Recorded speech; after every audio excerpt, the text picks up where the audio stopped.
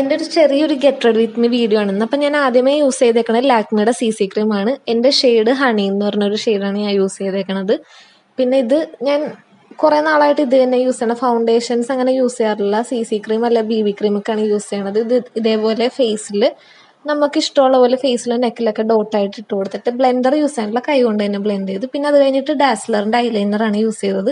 ഞാൻ പണ്ട് തൊട്ട് ഈ ഐലൈനർ തന്നെ യൂസ് ചെയ്യണം. സ്കെച്ച് ഐലൈനറൊന്നും ഞാൻ യൂസ് ചെയ്യാറില്ല.